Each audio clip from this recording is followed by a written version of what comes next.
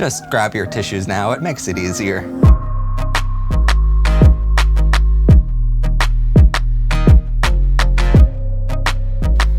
Welcome everyone to Powered and Protected by Rainbows. I am of course your host, Matt Haslam, and today we're talking honestly about depression and body image. It's something many of us in the LGBTQ community live with and suffer with.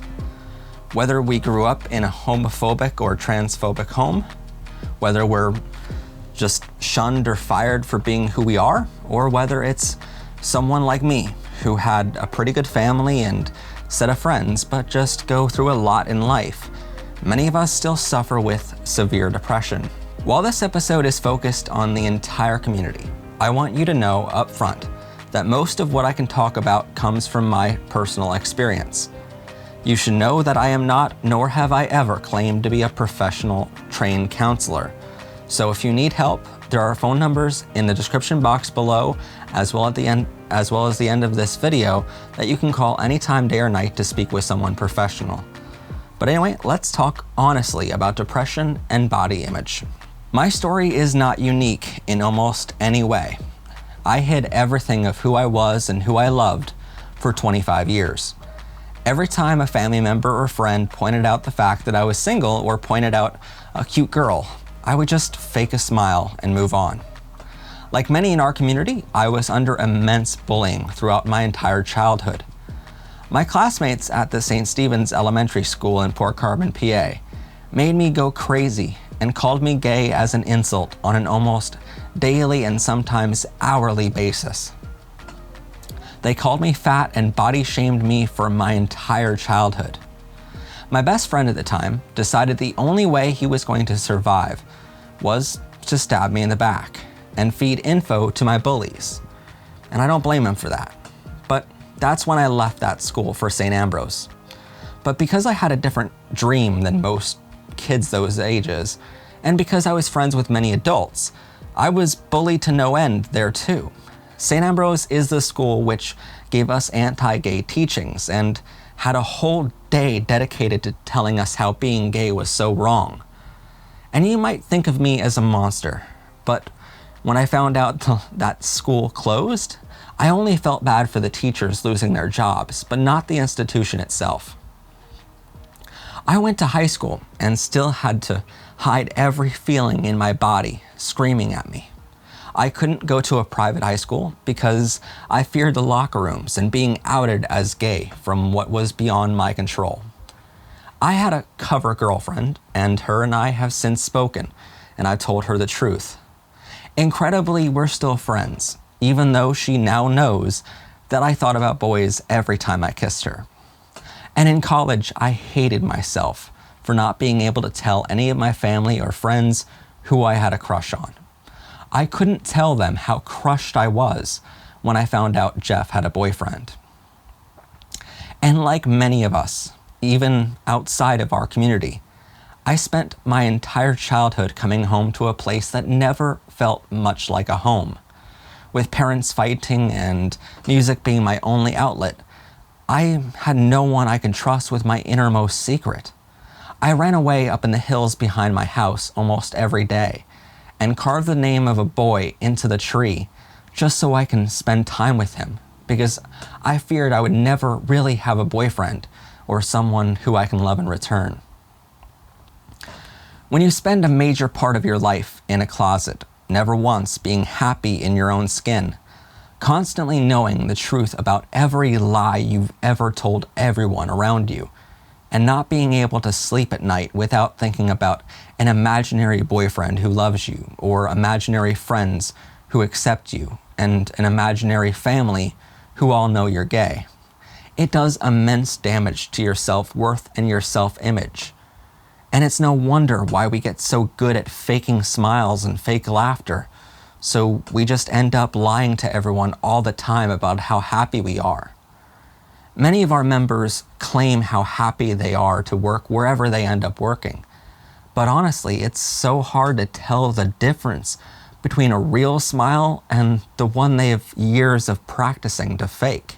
We spend so much time of our lives not being happy, even for ourselves, that we become immune to happiness. When we have a great day at work, we can't even feel anything.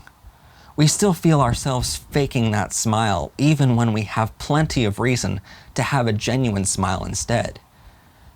When great things happen to those around us, we're so immune to feeling anything and so used to pushing down those feelings of happiness that we instinctively don't care, even about our closest loved ones. Some of us are so immune to feeling anything that we can't even feel sadness anymore either. Some might call us monsters, but when horrible things happen, we're so used to not feeling any emotion that we seem like we're the brave ones handling death or a tragedy so maturely. But really, if you look closely, it's just another piece of the puzzle we seem to be missing from our emotional capabilities. And it's a piece we desperately need. Otherwise, those missing pieces start adding up and start killing us inside. As a photographer, I know how much images can be manipulated for the magazines and such. And I know that no one looks like that in real life. I know I'm not skinny by any means, but it took me a long time to finally look at myself in the mirror and smile at the reflection. And I honestly credit being a photographer as the sole reason I'm happy with my self-image nowadays. But I worry for those who don't know how much images are photoshopped, or don't know that they are comparing themselves to what isn't real. Many friends of mine in the LGBTQ community still to this day can't look at themselves in the mirror and smile. They just see their weight or their hair or whatever, and they can't be happy with how they look. Not only because models don't look like them, but because they've been so badly damaged by years of bullying and being in the closet that they can't allow themselves to be happy for just a moment. It's somewhat funny, but we spend so much time in a closet thinking we'll never have a boyfriend that when we finally come out, we rush into a relationship and fear every passing second that we're alone. When you've spent your entire life being open about who you are, you can take a second and be happy being single. But for us gay folks, that doesn't come as easy. Many of us, like me, go to bed every night and hope for some boy to call us cute and say good night to us. We check our phones first thing in the morning, wanting for a text of a good morning to be there. And we're crushed each time it isn't. Some guys spent so much time being alone that when they find a great boyfriend, they self-inflict the wound which tears them apart. They're so used to being alone, that's all they know how to do now. For others, like myself, we spend so much of our lives being lonely that all we want now that we're out is to find a partner. And so we make everyone else around us suffer the cost of that. We find ourselves on dating apps constantly. We don't allow ourselves to enjoy a dinner with our friend or a trip with our family without checking our Grindr or all of our dating apps at least 10 times, hoping our Prince Charming is on there and in radius of us. We don't want to hold what our exes did to us against a new guy we're talking to, but it's difficult when you want to protect your heart from being hurt again. And we go on these apps daily, knowing the risk but hoping for the reward. I constantly describe dating apps as an emotional roller coaster. You talk to boys and things go great until they ghost you or never show up for a first date. In my songs, I've said it's like, as soon as you let love in, a sledgehammer appears. We get so used to being let down that we want to protect our hearts at all cost. But yet we know we can't protect our heart if we want to find happiness soon. We wear our hearts on our sleeves, and broken hearts are the daily normal on apps like Grindr. But yet, we all still log in, and most of us check it almost every single day. For years, I'll be the first to admit I suffered from severe numbness. I didn't feel any ounce of happiness, sadness, pain, misery, or faith. I was so used to being alone that I thought I would forever be that way.